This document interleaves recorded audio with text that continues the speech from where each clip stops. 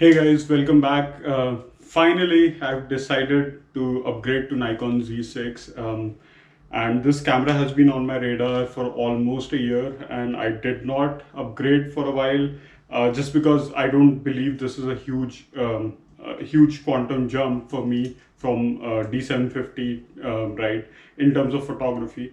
But in terms of video, it's definitely an upgrade, and I have something personal that's coming up for which I need to make videos. So I decided finally to get this camera. I'll be making some short videos on a lot of things that I was apprehensive about or I was curious about. And I didn't find a lot of material on those on YouTube or online. So mainly, how does this lens work with the Sigma Art lenses, different Sigma Art lenses?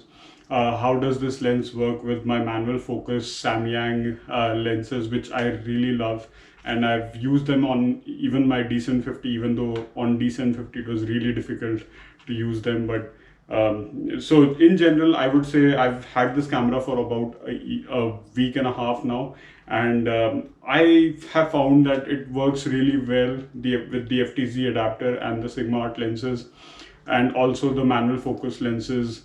The ones that I have those electronic contacts, and this camera works flawlessly with them. In fact, the focusing implementation on this camera is way better than the D750, which is expected because this has an EVF, so I can move the focusing point anywhere. And the thing I really like about using those lenses on this is that you can be looking at your subject, put the focus point on your subject, and when it's in focus, the focusing point itself would change color, and that makes it a whole lot easy to use those lenses. In fact, I've done a bunch of street photography with those lenses too. So I'll be making videos on that. Sigma 35mm art, which has become my favorite lens, with the FTZ adapter on the Nikon Z6. I just love this lens. I think it's a great bang for buck today. I mean, these days you can basically buy this used for like 450 bucks or something like that. And it's a great lens. I know it's not perfect, but unless you're doing really high quality professional work, I don't believe you really need those type of lenses. And that's one of the reasons why for me getting into RF was a big question. Currently the lenses they have are so expensive. For an amateur, it really doesn't make sense to buy those cameras. But there is a caveat there. I believe all the manufacturers like Tamron, Sigma, they will actually end up coming up with their new lenses, the ones that they're building for the E mount. They may be able to easily convert them into RF mount. I found that in the past that Nikon has been the one that, for them, for some reason, Sigma and Tamron, they just find it more difficult to adapt their lenses to Nikon's mounts. So yeah, so I believe that Canon is a great camera, but if you're a Nikon user, you have ton of Nikon glass. There are some issues with Z6. I think the AF performance is not where it should be. Right, they're selling you a camera which I think is more like a prototype right now from an AF point of view. For a lot of other things, it's a great camera.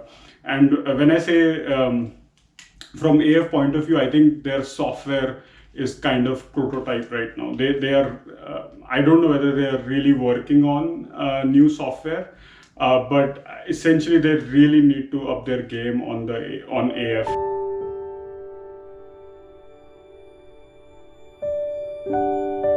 This is the 50mm f1.4 Nikkor adapted on the Nikon Z6.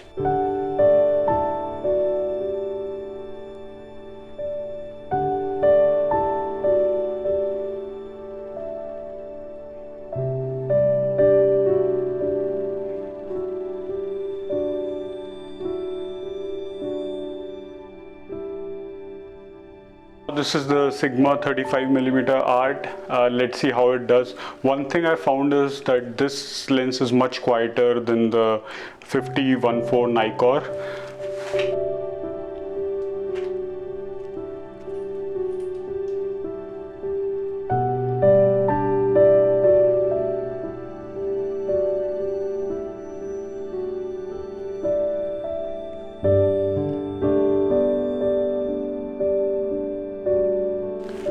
This is the Sigma 85mm art adapted on Nikon Z6. I don't have a lot of room to go back,